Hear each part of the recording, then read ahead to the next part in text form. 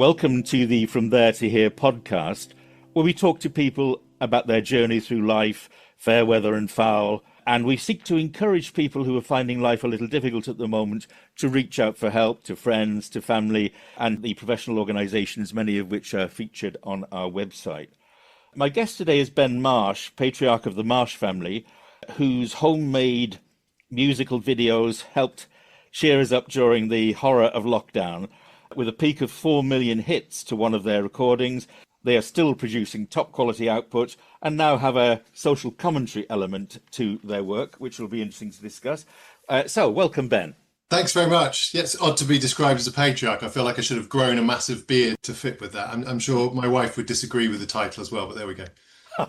Yes, indeed, absolutely. Well, look, thank you very much for joining us today. Obviously interested just to run sort of briefly through your background, where you come from. I believe your parents are music teachers, so that presumably plays into the interest in music. Tell us a little bit about your childhood, if you will. Sure. Well, I was born in Devon, where my dad taught music in a school, and then we moved off to Oxfordshire, where I grew up in a musical family. As you said, my mum as a composer and taught music, and I ended up very much being the black sheep, so brother and sister who went into the arts, and I fell in love with history. So kept the music as a sort of hobby and as something that I just did at home, playing around with instruments and mates in a school band and at uni and that kind of thing. And yeah, so from then on, my professional pathway was into American history. So I did a degree at Cambridge, and then some teaching at Oxford and Brunel, and then off to Scotland, to Stirling, which was fantastic for 10 years. And then we moved to Kent about 11 years ago to the University of Kent. So yeah, that's my kind of broad trajectory. So there's always been a lot of music in my background. And yeah, we had a bunch of kids up in Stirling who none of them have Scottish accents, strangely, but I guess with two parents from England, I don't know if we crushed it out of them, or when they first moved to Kent, they did sound a little bit Scottish. So did your parents actually want you to pursue a more musical-based career? No, I don't think so. There was the impulse to kind of take up an instrument, which we then passed on to our kids, I suppose, but as part of a wider dynamic of parenting, of like, you need to try something for a while and you need to try it with a bit of effort, not just kind of abandon it on a whim. So I played the cello when I was a kid, and I don't think any footage of me playing that instrument between the ages of sort of 8 and 14, I look thoroughly miserable. It's such a gorgeous instrument, and it kind of sings and you can wrap your body around it. But yeah, looking back, I don't look like I'm having fun.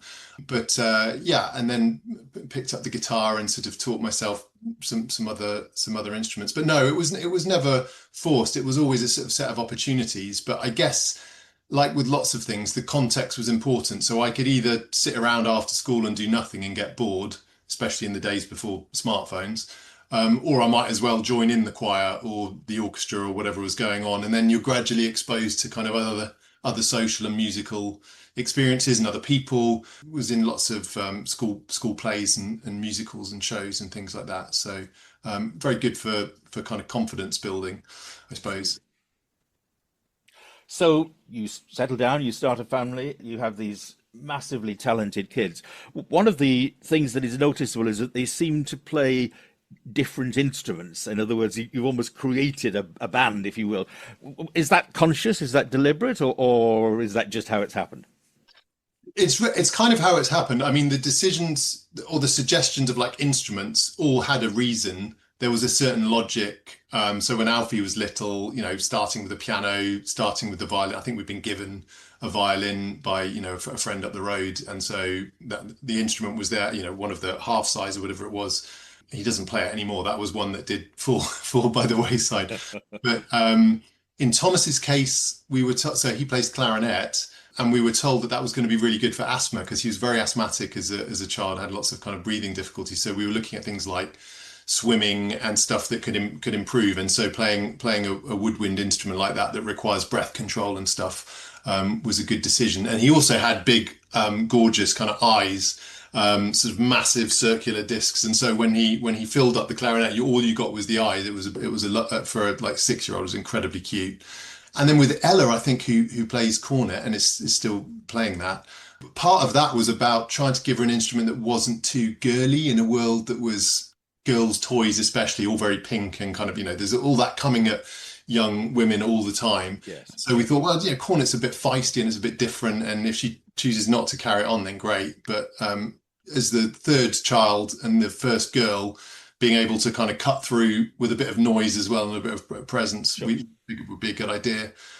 So yeah, there was a kind of some sort of internal logic to it. And I think if the kids were here being interviewed, they would probably say, why was that instrument chosen for me? And they'd understand the logic. But yeah, as they've got older, some have fallen away and others they've picked up with a passion now, and they've kind of which is really nice to see that they haven't been you never push them so hard that they sort of got turned off music or Sure. playing together. There is a pre-COVID video on YouTube when the kids are really quite young, and so presumably the idea of uh, it can't have been a directly lockdown related idea to film and to kind of put out content. Tell us about that, if you will. Well, I mean, there are actually hundreds of pre-COVID videos, because as far as the world was concerned, from a viral social media point of view, that's when we arrived, because we shared that one and it went crazy at the start of the pandemic. But actually, there's a massive back catalogue dating back to, well, lots of which are hilarious, dating back to and terrible, dating back to when they were two or three and just kind of joining in whatever way they wanted. It's always been a household full of noise, as you'd expect with four kids, but also just shouting and singing along and kind of car journeys. We'd wanted to allow them the freedom to kind of do that. So yeah, and we'd kind of, for Christmas presents and birthday presents for family, we'd sort of come together and try to do a version of a musical song or a pop song or whatever. So we were sort of used to doing that a bit before we shared anything more widely. And it was only really the context of the lockdown, when nobody else had anything to do. People were looking for a bit of entertainment and looking for a bit of connection as things started to really hit the fan in those early months of 2020 in the UK, that we'd sort of decided, oh, do you know what, this is as good a use of our time as kind of plenty of other things that we could pick out at the moment. And as we started to get responses that were really heartening, and felt that in some small way in the world that was on fire, we were bringing people a bit of light relief, or making them feel connected, or just giving them something to do, or giving their kids something to do. It became something a bit more meaningful.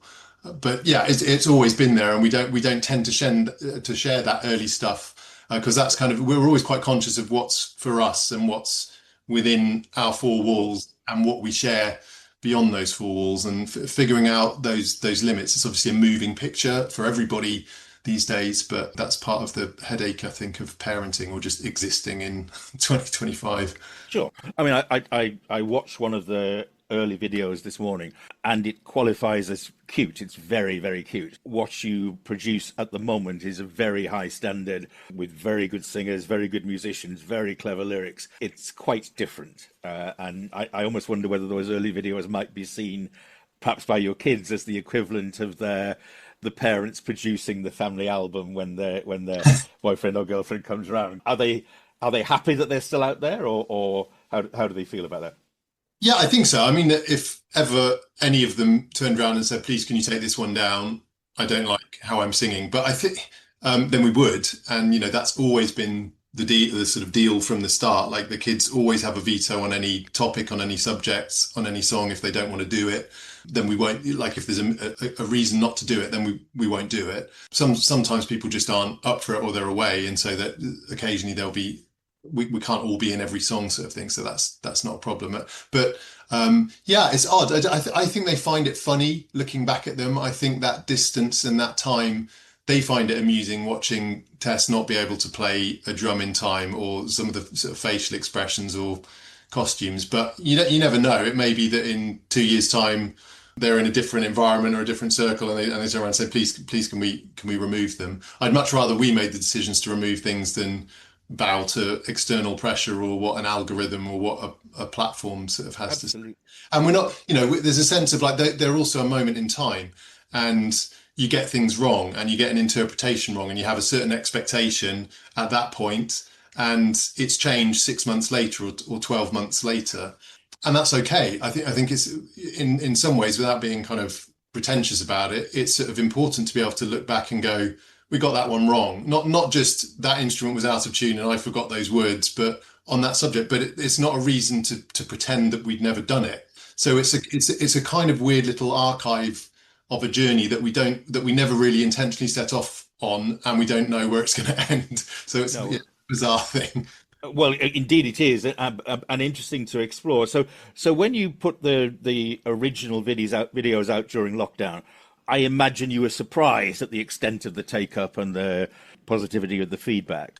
Definitely. I mean, especially the One Day More song that went, genuinely sort of internationally viral, and we're sort of used to things going viral. It's an aspiration for some people, but it was quite overwhelming at a point where everybody was being overwhelmed anyway by, what does this mean, that I can't send my kids to school, that we can't get a Tesco delivery, all that. It's kind of easy to forget how disorientating I think that will, quite apart from the horrors of the disease and the fear and the panic and the policy, just how the everyday life stuff kind of Yes. flummoxed you.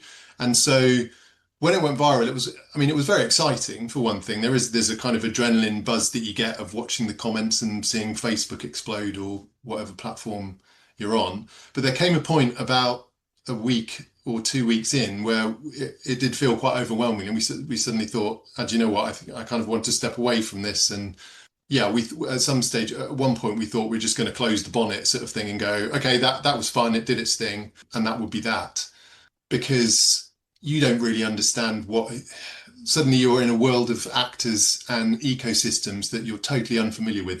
The media, I'm getting messages saying, can you give us rights to share this video or this song? We want exclusive rights, so that can we make sure that we're the first interview for this? And so quickly, the kind of the spirit of that original video, which was having a laugh, trying to share some of the frustrations, offering a bit of fun, very suddenly you hit all these sort of blocks and power structures that you didn't even realize sort of existed. And we're a lot more aware of them now, and I guess a lot sort of smarter. But yeah, looking back at those first experiences, it's an odd thing to aim for, I think, if that's what people are doing. But it does have its own kind of magnetic attraction, because what was great was watching the messages from ordinary people come in. And I think that's why we still do this sort of stuff. It's a sense of being put in contact in a positive way with people all over the world that we didn't really look for, but that suddenly came back to us and enriched our lives. And so it's not just kind of exciting, and it's not really about money or anything. It's more just about feeling a sense of kind of connection and purpose, maybe that you didn't have before. Absolutely, which was missing from so many lives during lockdown.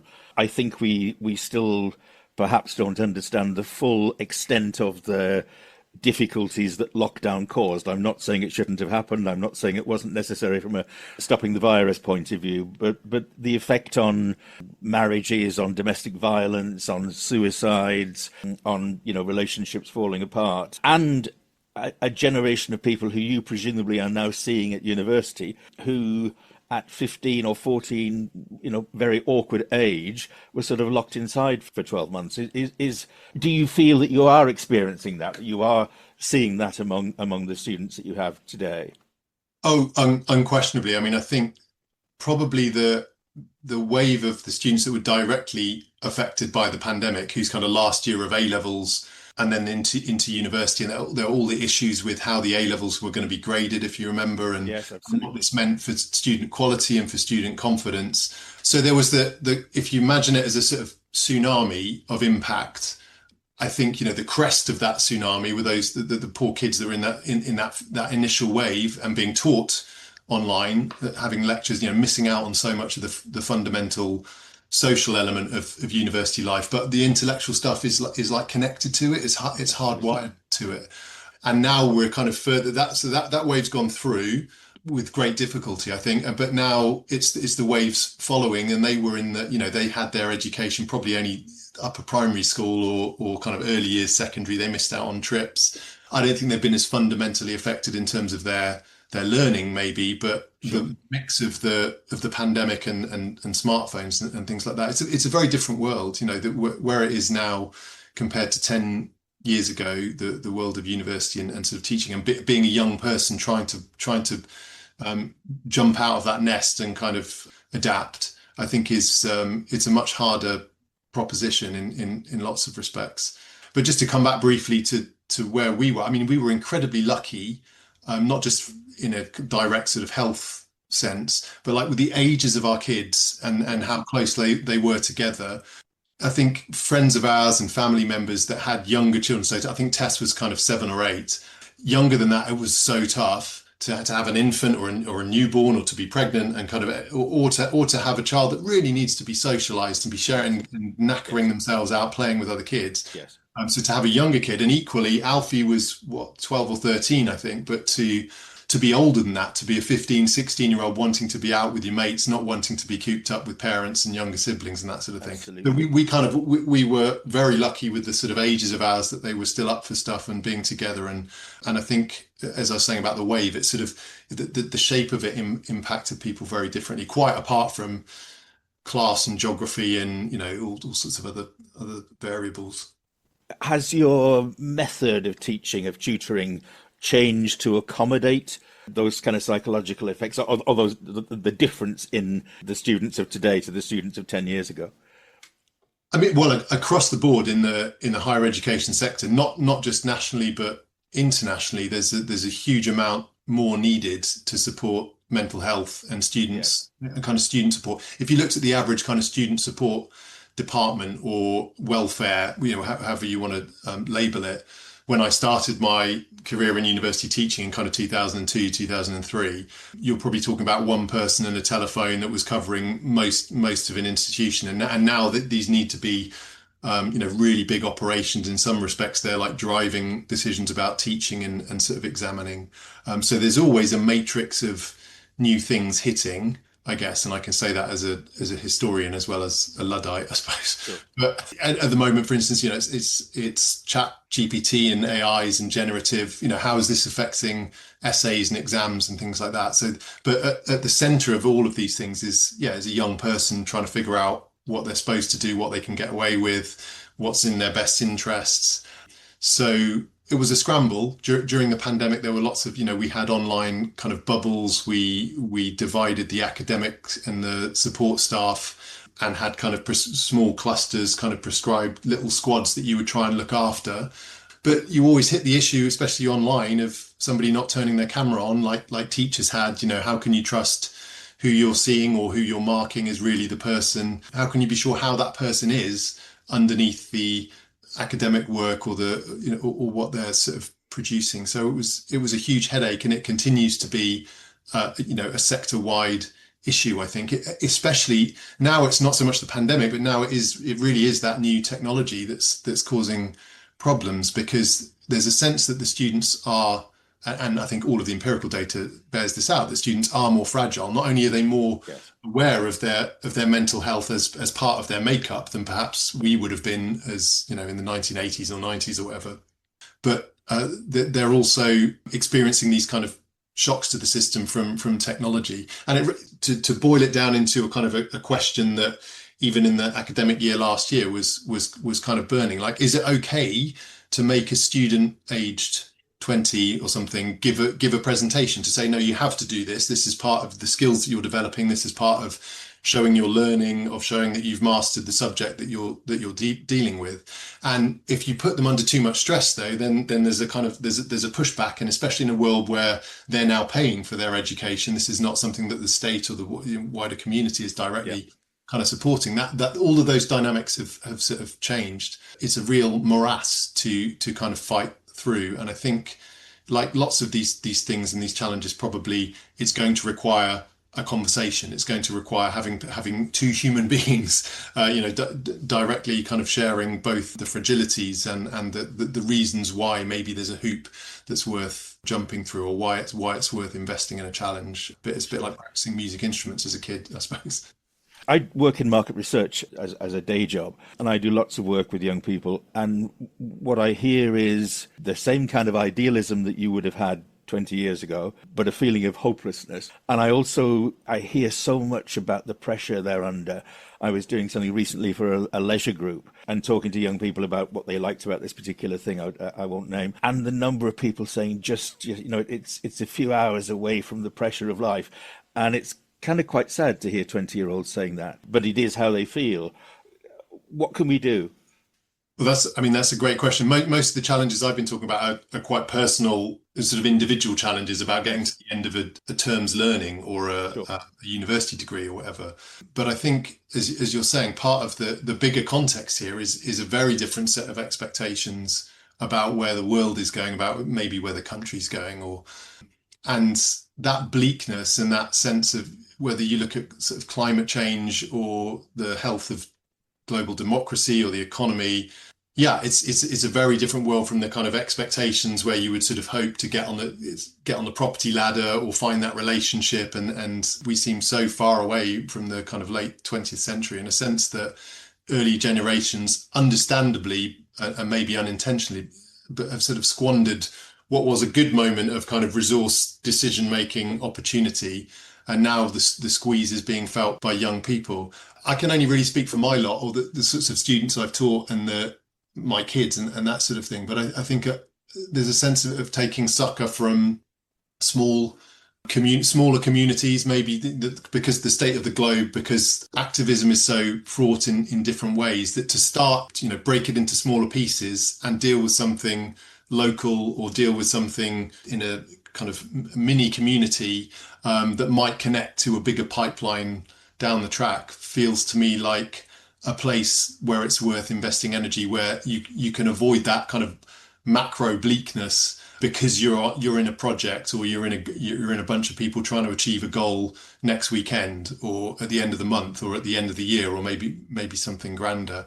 And those can be very small goals and they can be limited. And I think that's healthy and that's sort of helpful, because rolling around in the existential horrors is not going to help anything, for one thing, and I think it is likely to make people feel useless, and once you're in that mode, as everyone knows, it can be very, very hard to kind of climb out of it.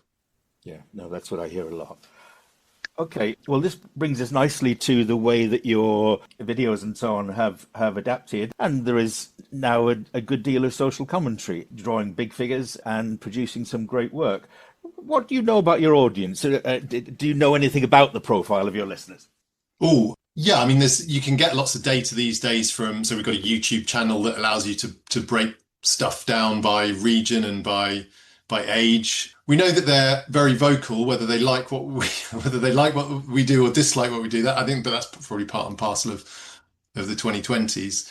I think there's a lot of people in the sort of Anglophone world, so in both in Britain and the United States and Australia and kind of Canada and New Zealand. I guess it's a sort of language thing, but it's also because a lot of what we parody, especially, or the kind of the musical trends that we draw on, come from the kind of canons of those countries, sort of folk and rock and pop and 80s power ballads and musicals and that sort of thing.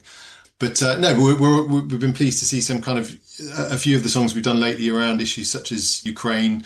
I think there's a sense of European solidarity as well. So we get lots of supportive comments from places like Germany and Sweden and France, which is really nice, to come back to the point I made earlier about kind of feeling connected.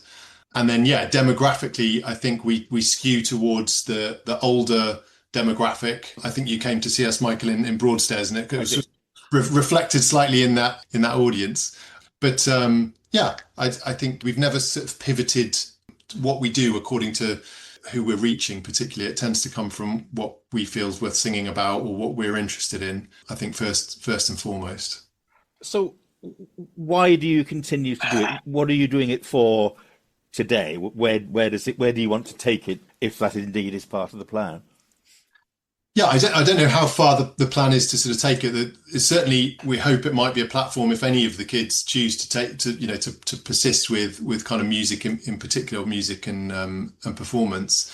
I think we felt over the course of the pandemic that we were quite surprised that there was this opportunity to make a bit of a difference to how people feel and to try and gel together it's so easy to just be purely destructive and hateful these days, and there's plenty of talk about sort of silos online, and it's also quite difficult to be humorous and to be gently humorous, I suppose. And so those are some of the things that we're playing with and that we're interested in playing with, certainly in the kind of the parody stuff. If you can puncture some of the bleakness that we were just talking about, if you can find a small thing funny, or if you can find an angle that just brings someone a bit of light relief, and they can be really big topics. I mean, we haven't shied away from questions of vaccination, or some of these huge political subjects, and I think that that comes at something of a cost in terms of your audience. If you were being strategic, if we had a PR company saying what you should sing about or what you should not,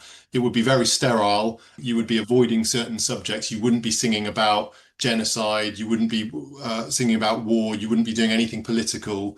But I guess where we came from with that kind of odd pandemic origin just gave us the sort of confidence to talk about how we felt and to put a case in front of people. And if they don't like it, they don't have to listen to it and they don't have to sing along. And if they want to, they can leave a nasty comment and we can decide whether we'll sort of share it or not. So I think we're trying to bring some of it back to basics, really.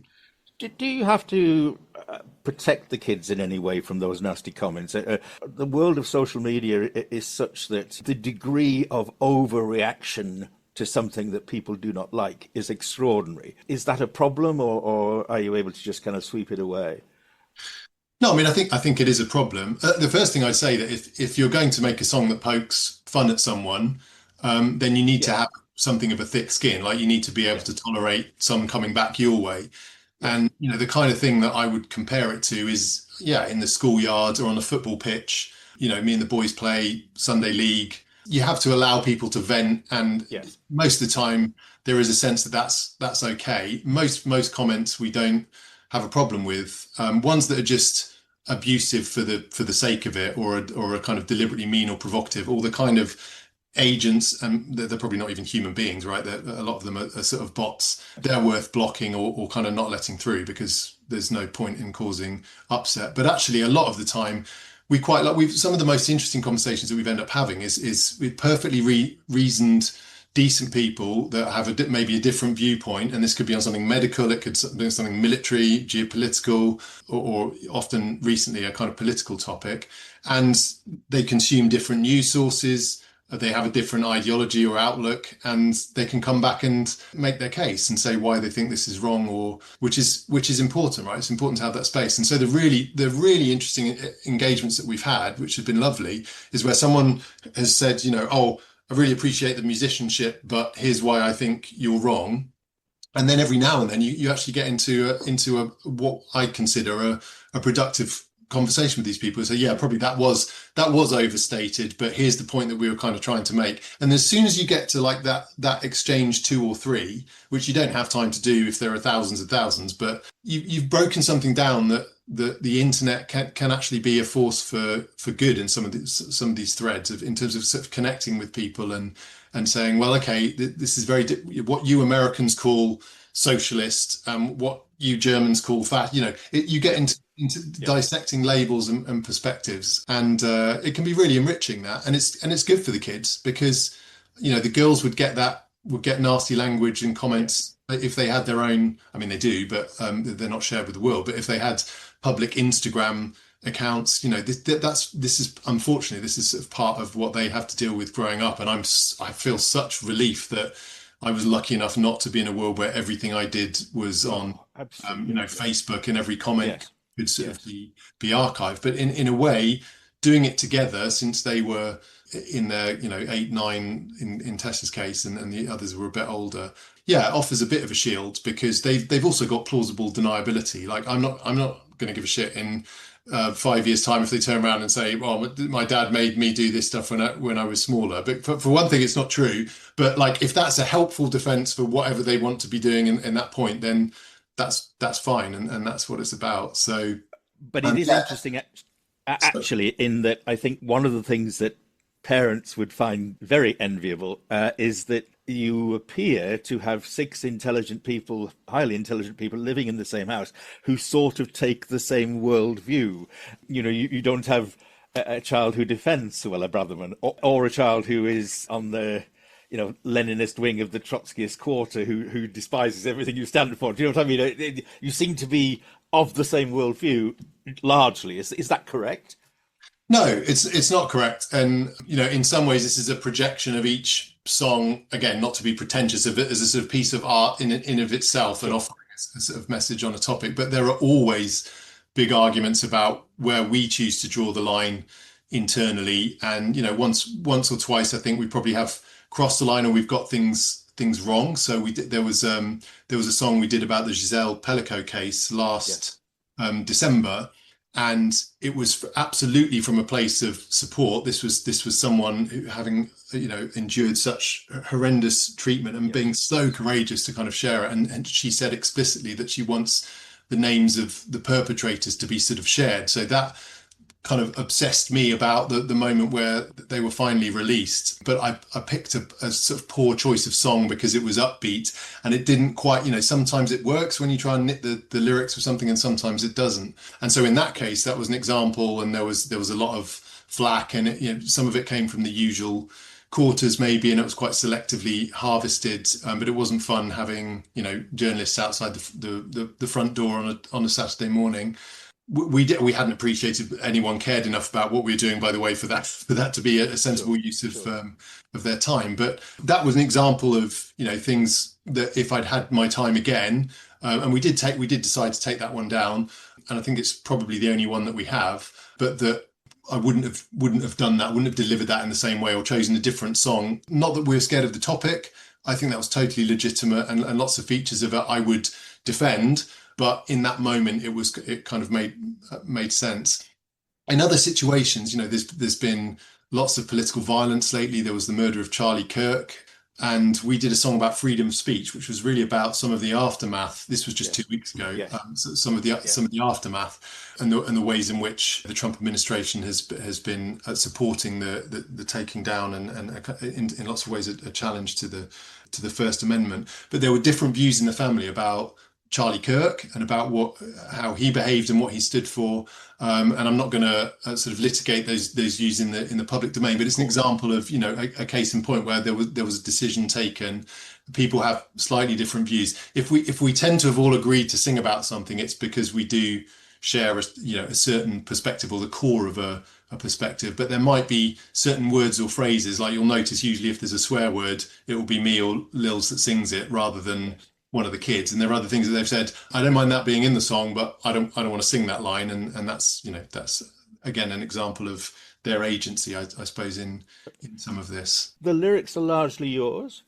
Yeah, usually I do a first draft of the lyrics and then put them in front of everyone, and either they say no, they're rubbish, and I get very grumpy and go and have a beer because I've wasted 3 hours or whatever, or they say, I think there's something in this. If we're talking about the parody music, which is probably the bulk of the more like viral content, and they'll make suggestions about things that need changing or that could be changed. But oftentimes they'll sort of suggest a subject to take on, or maybe a song that they really like that they'd like to sing to. And every now and then we just do it as a straight cover, or we cover it live. But on other occasions, we use that as the groundwork for a sort of parody if there's a kind of fit. At the moment, I can sort of give away. So I'm not sure exactly when the podcast's going out, but I'm desperate. Some of the flack that we get is not having sung enough negative stuff about the Labour government, given all of the missteps that it's made or in its first kind of year, and given where the polls are and that sort of thing. And we did do a song about Keir Starmer, the Bowie song Starman, but it's probably due an update. But I've been sitting on. I don't know if you know the musical Oklahoma, but there's a song about the farmer and the cowman, and that would be perfect for Starmer. So I've got the first half of that, and it's a really nice shape to it. But there hasn't been an issue like Rachel Reeves' name doesn't fit, or Andy Burnham does. So I'm kind of waiting for an opportunity. So we've always got a few kind of projects and ideas or songs sat there, and if something happens, then we can kind of scramble to offer a treatment of it. What you do is magnificent, and I'm one of the 250,000 people who tunes in whenever you've got one released and plays it several times and really enjoys it. What are you doing it for now? I understand what you were doing it for during lockdown. Why are you carrying on, and what next? Well, mostly we're doing it for us. I mean, Yes, we're sure. really, as I said before about the pandemic, we're conscious about how lucky we kind of were in that moment relative to what else was going on. The opportunity to have a laugh, to make music with anyone is brilliant. Like just go to a local open mic session or whatever. Live music is an incredible shared moment, whether that's singing in a church or a gig or a folk session or whatever it may be. And so the chance to get to do that with the kids and for them to still be up for it is we just find it really special, and we laugh a lot and we make a lot of mistakes. And we also kind of challenge one another and say, like we did this last year, where for the first time, we left the safety of the digital and our four walls and being able to turn a camera off and go, well, let's just do it again and see if we can get a better take.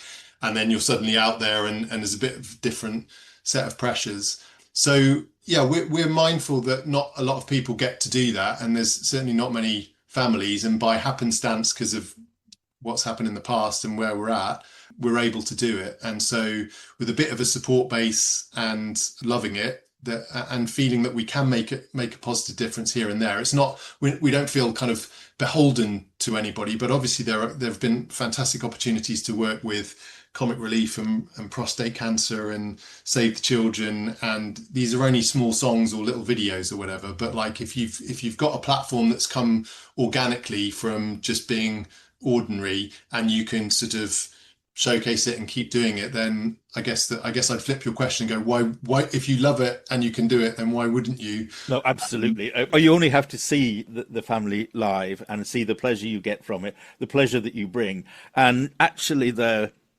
love between you all is incredible. The gentle encouragement of the person who isn't playing or singing at a particular point to the person who is really touching and quite special, I think. Yeah, definitely. And it's given, it's given us amazing opportunities that we'll remember for the rest of our lives. Like Tessa's first trip to a hotel where we got to kind of the night before a sort of studio recording. And that was so hilarious because it was a pretty, anyone that's been to a hotel, it was a pretty terrible, like 2-star hotel. But as far as she was concerned, it was this immaculate, like Hilton sort of experience. Even, oh my God, the door opens. Look at this. There's a shot for the door. And Lils and I are looking at thinking that bed doesn't look very clean, but it's got drawers. So even from like the tiny random stuff that, yeah, we'll remember. And we've got this very odd archive, and we're not just about the parody. So when it comes to why we're doing it, I think that the answer to that question has shifted. It obviously shifted when the pandemic ended.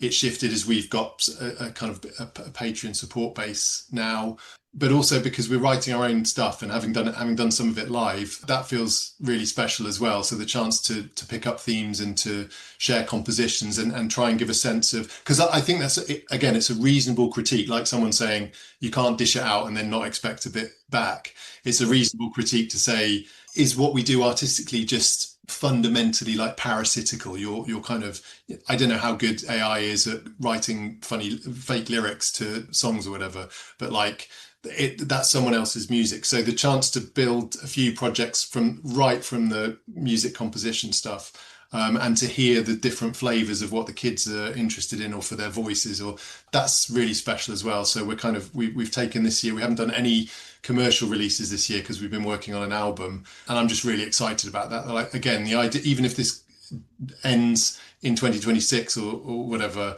the idea of having like an album of really, or what we think are really good, exciting songs to kind of be a bit of a memento could be special. Well, some of which I heard in Broadstairs and are excellent. And I think each member of the family has contributed a song, and the ones that I heard were absolutely splendid. So I'm sure success will come. Ideally, 5 years from now, are you still recording as a group of six, or do you not think that far ahead? Well, we just lost eldest to university literally in the last week, so Sure. I'd probably give a different answer than I did before. I hope that we'll still be making music together. It won't be as frequent, I'm guessing, because they need to go off, and they need to enjoy and develop, and develop their ideas, develop relationships. I think this is, as I said before, this is kind of maybe a foundation, but we hope that they'll return to it. And yeah, in terms of like PR style targets. We've always loved Eurovision because we have a massive sweepstake. We get loads of sweets in, and more recently like beers, and have a big party and get with neighbours and stuff on Eurovision. So we set as a kind of comedy target, like not doing terribly at a Eurovision one day. I don't know whether that ship has sailed. We're not allowed to enter till Tess is 16. Bit of a pipe dream. Well, that would be fantastic. That would go down really, really well. And one of the songs that I know you're working on looks specifically at mental health. Are you able to tell us just a little bit about that? So there are a number of different themes that we're tackling in the album, and they kind of speak to people's different members of the family's different experiences and sort of interests. And so, yeah, there's a song titled When. In some ways, this is also a throwback to the pandemic, because during the pandemic, we did a cover of The Cave by Mumford and Sons that we called the COVID Cave. And it was in 2021. And I think it was after watching the Ronan Kemp documentary about Asking Twice, which I know lots of people will have seen and make reference to. And that was such a powerful trope that resonated, and that I've consciously used many, many times since, when chatting to friends or to people who are struggling. And you kind of get a tiny sense of it, and it's almost like it flips a switch to go, I'm not just going to let that one rest, I'm going to ask again. And there are a number of experiences, especially in the Lil's and my lives, of unfortunately tragedies involving people that we knew incredibly closely, best friends type friendship groups, and had no clue really what was going on until it was too late. And seeing the devastation with young kids involved, and the sort of and the fallout of all of that, that's something that really sits with you for a long, long time. And so we wanted to try and find some way of capturing that, I think, sonically and musically and lyrically in an original composition. And so we're hopeful that it's a song that about support and about kind of reaching out, and how that can be very, very difficult for the person that's reaching. So the analogy there is about sort of a sense of falling, a sense of dropping away and kind of clinging on, and how hard it is to reach for help if you're already clinging on. And that may seem trite, but just because of the physicality, I think, of the imagery there, it just kind of instinctively makes sense that that act feels almost impossible. And I think it's particularly impossible for certain demographics as well. And again, sadly, the kids, because age and stage they've now experienced things that are not dissimilar from friends at school, and tragedies of people in their teens. So there's a lot that's written about it. These are very, very real circumstances, and they kind of warrant any action that you can take to spread the message. And this comes back to having a bit of a platform, and if it's an opportunity to spread the message and try and do so in a way that can encourage people to offer support or to reach for support, then it's worth trying. Well, more power to you for that. And to anybody listening who is in any way finding life difficult, please do talk to somebody, talk to your friends, talk to your family, or please do reach out to some of the organisations working in the field. There are some great organisations out there. And the first interview we did on this series was with Tom Robinson, and I asked him at the end what he would say to people in the situation that he was in, where he tried to take his life, and he just understand that it does get better. And there is help out there, so please reach out for it if you need and if you can. And Ben, well done to you for promoting the issue and for working on it. And well done to you for cheering us all up during lockdown and for the great output that you've done since. It's been a great pleasure to speak to you. I thank you very much indeed for joining us, and I look forward to the next release, and certainly look forward to the album. Thank you. No, it's been a pleasure to chat, and thanks for coordinating such an important and interesting set of conversations on the podcast. Thank you, Ben.